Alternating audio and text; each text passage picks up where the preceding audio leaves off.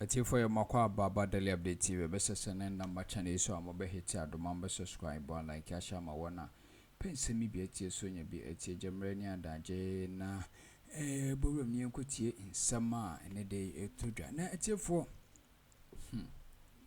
yero dwondo man Mahama akasa yes ochemu say coming 2025 otimi ba boy ma nurses for monka makomanto moyam nurses for and the mutwa adwajo chese na danko akufo do ne ba womia emma modwuma nyane we say other countries ni bo ha omo pe nurses for no ma yadwuma ono John man Mahama be makwan I sport nurses akọ akomo yadwuma no de Philippine for mfato ho chim se uhwe Philippine kurima omu yobia omu invest health sectors ne papa because many other countries need be a sign agreement export nurses ma oman no etu impon na ni policy woni ni agenda no bi no enu bi na ode atodwa na yemungam nyinti yura John man Mahama yeba de ka ho no yenso yebeba abedom.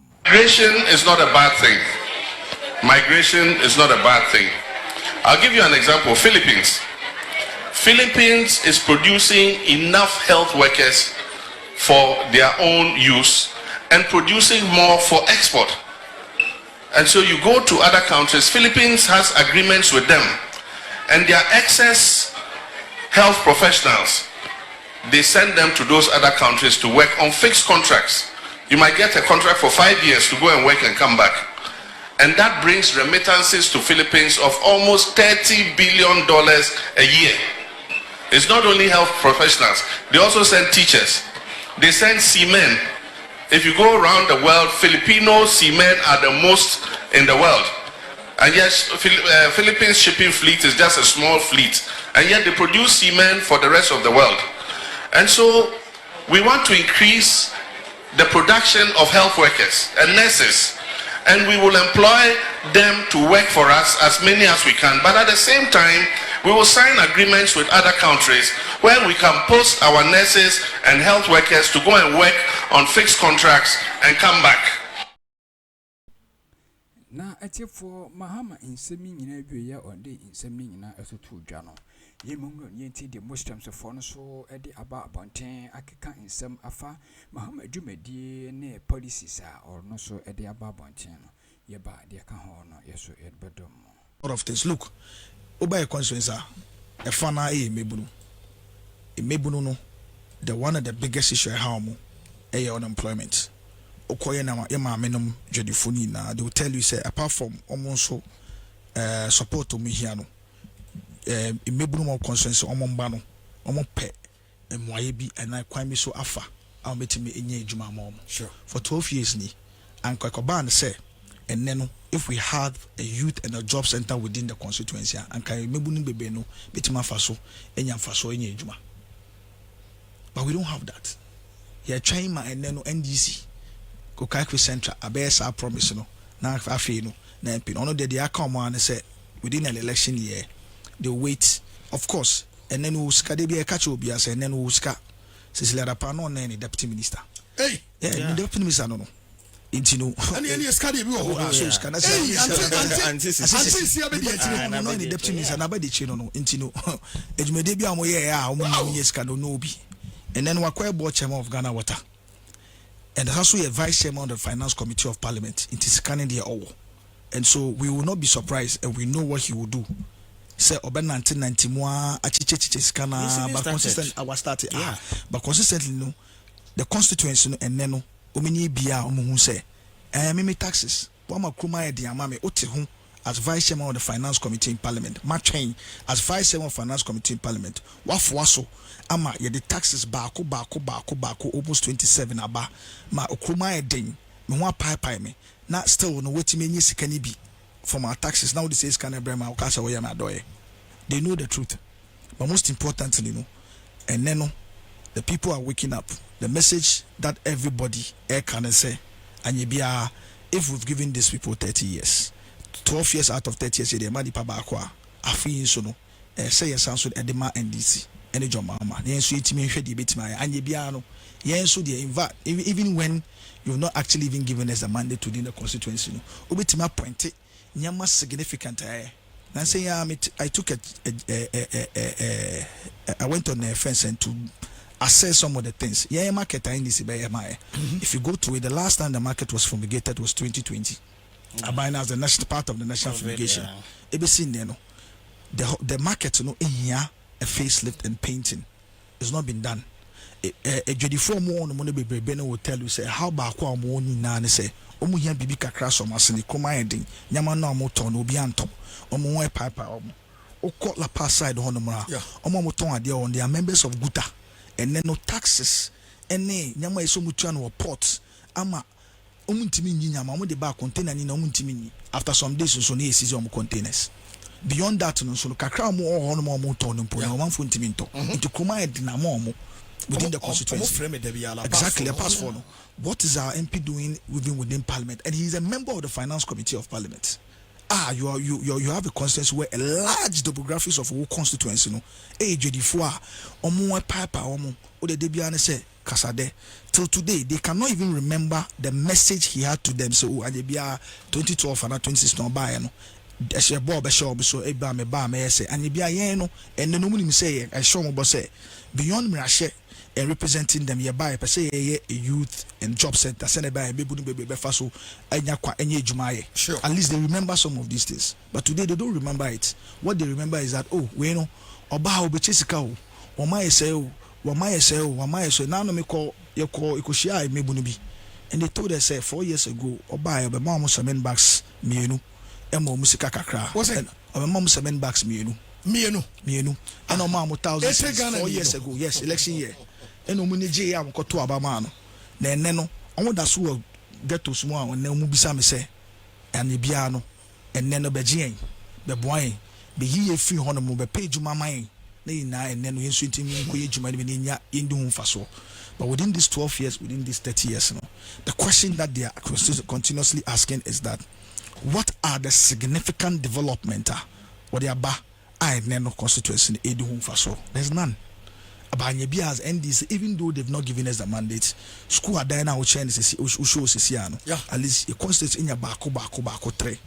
And then okotoku nyakra mai and I lobby or use your influence or your leverage to get us in kunyakra nya problem. Because I lead nano in kwadana classes in Ibinu, umuni kunya. So personally for me, one of the things that I'm doing is I've already commissioned Obia or young kunya nebiama so I can give it to them. I will also go in on a tour of some of the schools, to see what help your name and co-phony be betimenya their mom.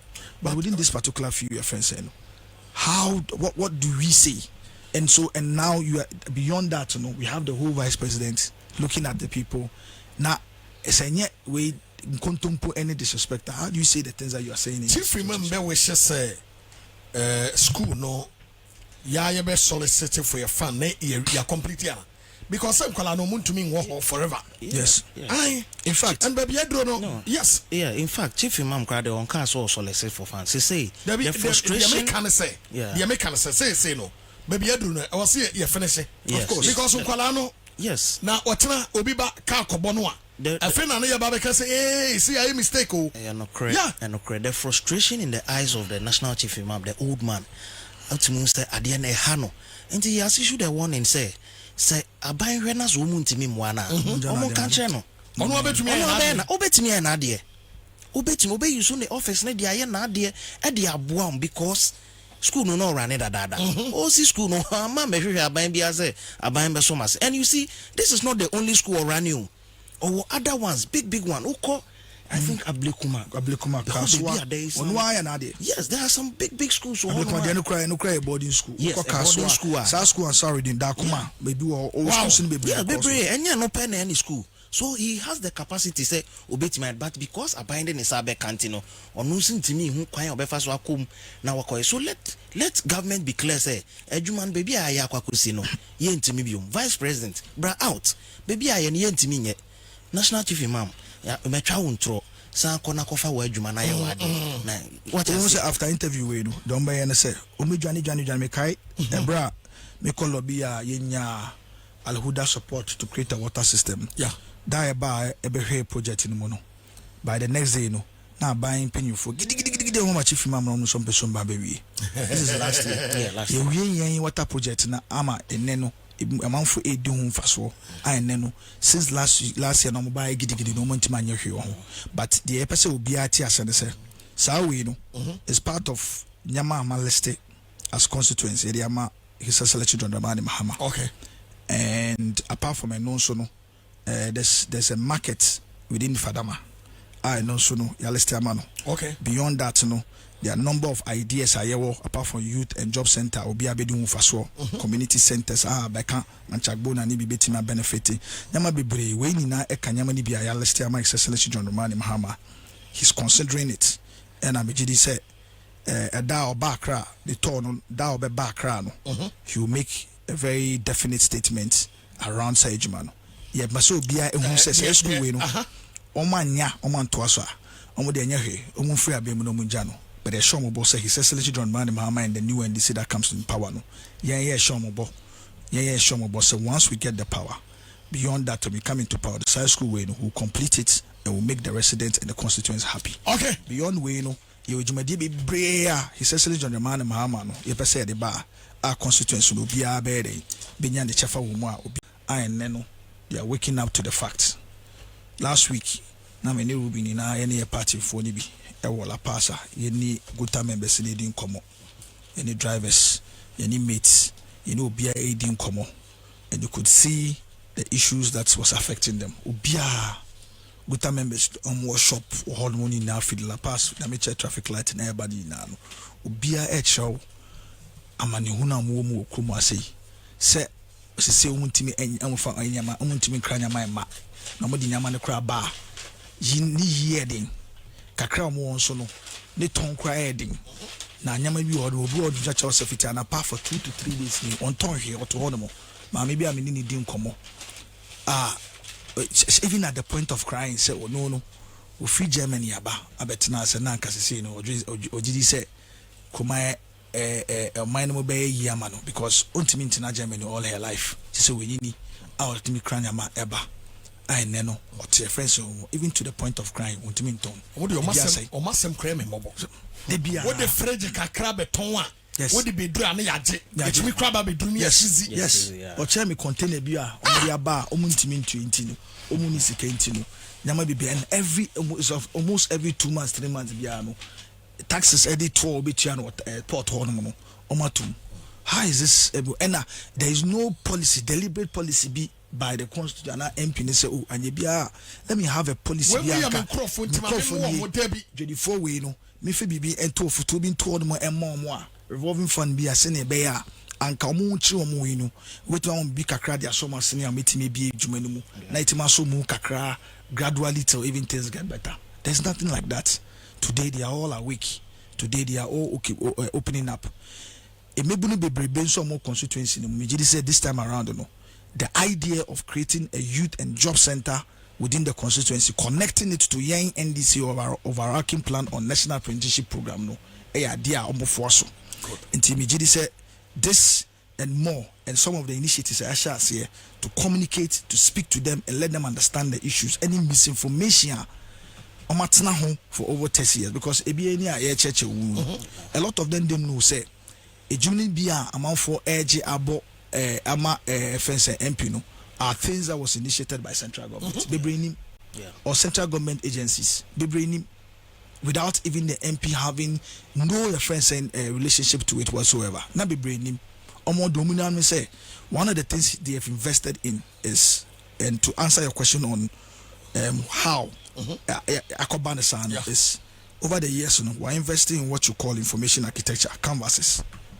Musika instead of the better transformation we're investing in canvases no ebi ejuma na pa ebi ejuma ewia ebi ejuma enumre o ejuma na simple go about and spread conversations around the candidate no into kwa anapa omomba anapa no ebi obeba ho no mo nkofo no motonsu almost 24 hours economy about say mama motonsu okay say this is how they operate otonsu na say say nso no 60% so say o say na ba we pa 60% mo abon abani chikakra owi anu aka say but Osha MP not so I say Bono but yeah dia papa MP bia to say ono anka Ghana developing. Oh sir. Oh yeah. That's what they do because ono on campaigning man or campaigning man he doesn't do just say na me and no ye kwa campaign Yeah the Zuniza utoma jomama no atoma parliamentary candidate intina ye Zuza no and no that's the essence of a zoo any yeah ye no de no nya sa skirt and blouse now 1990 so he doesn't even mind if his canvassers will sacrifice the central government whilst they promote and elevate him. No afimo election year dua sekana wenyano el gotten wealth na wenyano no about election year no pepe mamdi oh mumba na onka he won't send a single message say ebia me ba me who challenges when besa me any say o mba be chamo kakra ti say mo ho ye okay munjeje 50 cedis. Some of them rather than look for, there are a lot of people that are looking for jobs oko get to know akomo musika and I tell a lot of the ghetto people say sikano munkayo or the big bremwa and ye bia even me as a private setting me ba mo amamre amoye no go to mama bi yeah but set me ba be mamu 2 bags mama musika na 4 years ejuma na no pe na munya no any a decent income na minti me embo am enya no I won't do that. And then go into the constituency across all the various electoral areas. Now you call Teresa Hall, okay, North MP. Yeah. For almost about 8 not on my ban how many among for my bedanas. So with my brom juma in the security services. Wow. And so let me be sister, any friend sister, okay, sitting in a class prefect no. So sister, and you be opposition MPDA. I don't know what you say. We need Brea. Now any idea what you out there. Yedamasi Samo Jebra with Daily Update TV. Best as a comment session, no, your modia, only vote comment to her notification bell. Just some back like associate drop it in the news content to be a Monso Mansa Ebekambi. Yedamasi Akroma.